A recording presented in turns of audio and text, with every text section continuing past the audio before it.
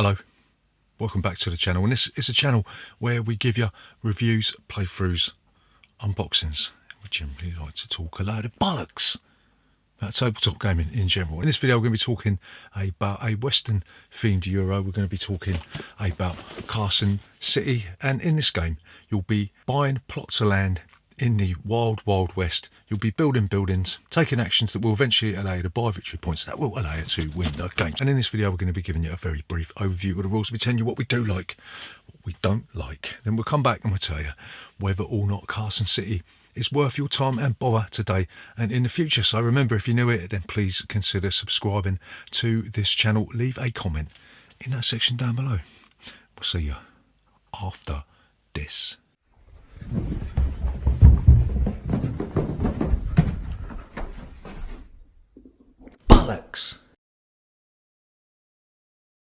So to set up the game, you can put the game board out in the centre of the table, and every player is going to get $15, one revolver, one road, 12 property tiles and 3 cowboys. And what you do, you'll dump the excess cowboys into a reserve next to where you put all your other stuff, yeah? So now you need to figure out where you're going to stick the starting building. You're going to roll both the black and the white die, and you'll see that each die corresponds to one of the axes, the x-axis or the y-axis. I can never remember which one's which, but you roll both dice and then you'll come to a point in the middle and you'll stick the starting building on that spot, right? You'll then stick 9 mountains on the board in the same way. You'll stick the revolver token on its spot on the board, and then you put the turn counter on the start position. So Carson City is a game that is divided into 4 rounds, and there'll be 4 phases in each of the rounds. First phase is you're going to be able to choose a personality. The second phase consists of you sticking your cowboys on the board. The next phase is where you will take any actions and perform any duels that arise as a result of taking the actions, and then you do a little bit of boring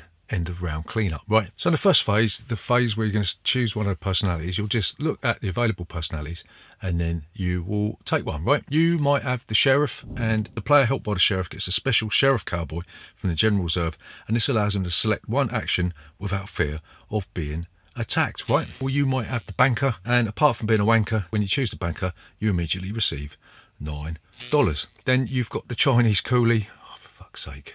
When you choose the Chinese coolie, you immediately receive 2 roads. In addition, the price of any building is halved. Or you might have the captain, and the player helped by the captain immediately pays $1 to get an extra cowboy from the general reserve, or $4 to get 2 extra cowboys from the reserve, or $9 to get 3 fucking cowboys from the reserve. Fucking hell, mush. So all of these personalities add a little bit of flavour to the game. When you take them, they're going to break the game in a good way, right? So the next thing you're going to do is you're going to be able to place your cowboys out onto the board. You've got several options when you do this. You can choose a parcel of land, in which case you'll stick one of your cowboys on that land, and that will sort of reserve that parcel of land for later. You can choose one of the actions on the board. We'll go through them in a sec when I've stopped babbling on about this bullshit. You can attack or defend a building, in which case you'll place one of your cowboys on a building and that will allow you to attack it, right? Or you can pass if you are a cowardly bottling bastard. So now I'm going to do something really boring. If you get bored, just fast forward it. I'm going to tell you what actions you can do, right? You can take the wages action, and this means that you can't have a duel on this square, which we'll talk about in a little bit, but each player receives $4 for each of his cowboys on this square. You've got the ammunitions space where you'll take the free revolver token, and this will bolster your ability to defend yourself or attack people later on in the game. You'll take the roads where you'll get 3 roads to place on the board at any time during the game. You get the crappy roads tile that lets you take 1 road. You've got the parcel purchase. This will always take place regardless of whether anyone's on it or not. You actually can't put anyone on it, so it will always take place, right? And this is where you'll be able to purchase the parcel of land that we talked about earlier. You'll take one of your plot tiles and you'll stick it on this space, but you'll have to pay the amount of money dependent on how many things are around it, like mountains and shit like that. So then you've got the building construction, right? There's 7 of these, and each giving you the right to pick a building at the price indicated. And when you take one, you'll slide them all down and then you refill it like you do in all the other bleeding Euro games, right? And then you'll place the tile that you took and you'll put it on a parcel of land that you own. You've got the parcel's income, and this says that you get $2 for every parcel of land that you own. You've got the cowboy income, and this means you'll get $2 for each firepower point that you got. Then you've got the gambling income. You'll roll 2 dice and you'll receive the amount that you rolled on the 2 dice, right? Then you've got another one of these orange mandatory squares that you can't actually go on. You'll get the estate income, and you'll look at where the little arrow thing is pointing on your tile, and then you'll get that much income for every building. Different buildings give you different types of income. I'm not going to go into all that crap, but if you're really interested, then you might as well just stick your head down the toilet, because it's the same sort of thing. Then you've got the parcels, victory points. You'll get 1 victory point for every 2 parcels of land that you've got.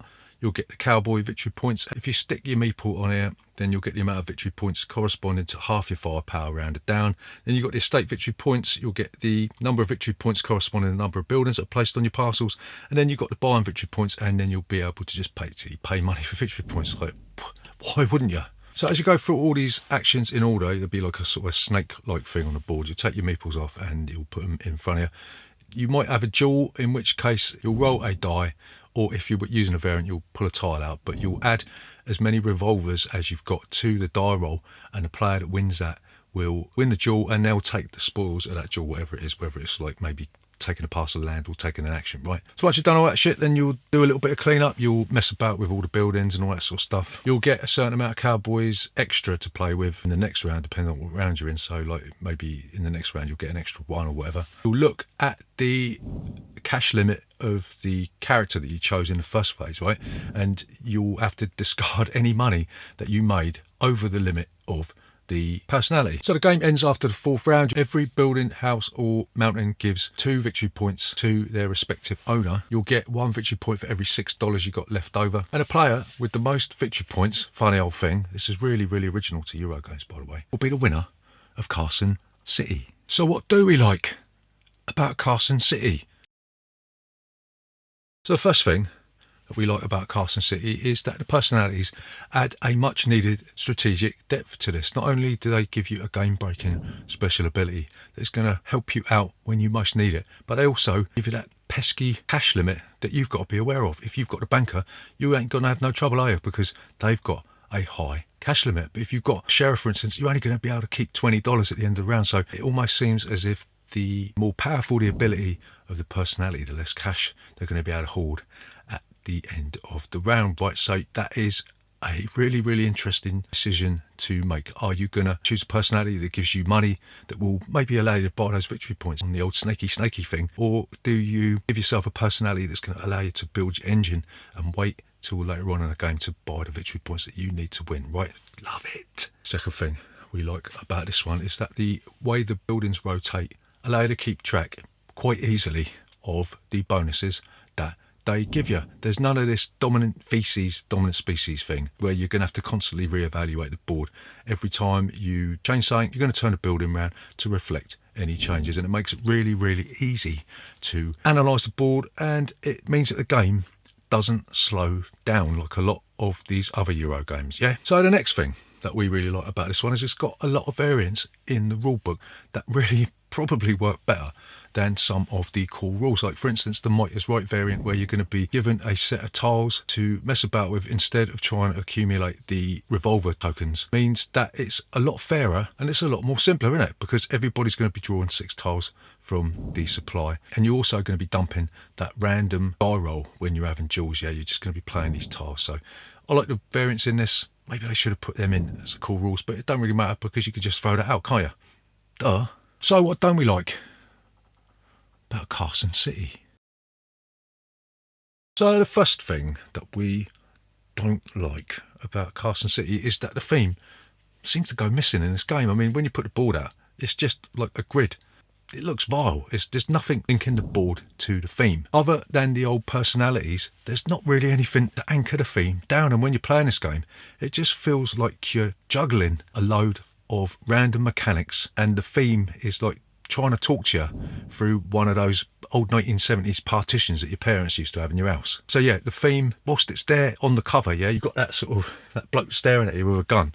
But then once you get inside the box, apart from the personalities, it really ain't there. Next thing we don't like about Carson City is there's just too much going on in this game. Not only have you got to worry about the old personalities, then you've got to try and think about what all the bonuses are for each building. You've got to think about proximities, how close you are to mountains. You've got to think about linking your building to the starting tile via roads. And it just seems like somebody's put a sausage in a vegetable casserole. You know what I mean? So the final thing that we don't like about Carson City is that the fact that you can buy victory points just for money means it limits the scope of the game. What you're going to have in this game, right? Every time we've played this, you're going to have this mad scramble to sort of build your engine up, and then there's going to be a load of competition to get those victory points in maybe the third, probably more likely the fourth round, right? And that means that it might be the case that your engine that you've built up on the board isn't going to have any bearing on the fact that you're going to be able to buy them victory points, because there's just too many random variables. If you leave out the might as right variant and you're just going to be relying on those random die rolls, it might be the case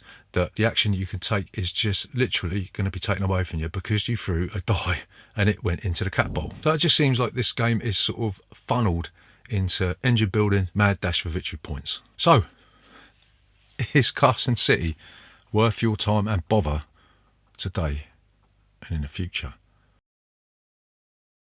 So we are going to say probably not, right? This is an ugly yet challenging Euro game that seems to disconnect itself from the theme with some really stiff mechanics, right? Personalities almost managed to salvage this game from a mess of disjointed mechanics, but ultimately this one is a bit of a paradox. It can't decide which came first, whether the mechanics came first or the theme came first. It feels like one or the other has been pasted on, and for that reason we can't really recommend Carson City. If you're after a game like this, then I would go for something like Kalis or maybe Pillars of the Earth. Pillars of the Earth is a lot simpler and it's got that choose your action resolve in sequence which this has, but it doesn't feel like somebody has vomited on your slippers, right? So there you go, that's Carson City. Remember, if you're new here, then please consider subscribing to this channel. Leave a comment in that section down below if you don't mind. We'll see you next Tuesday.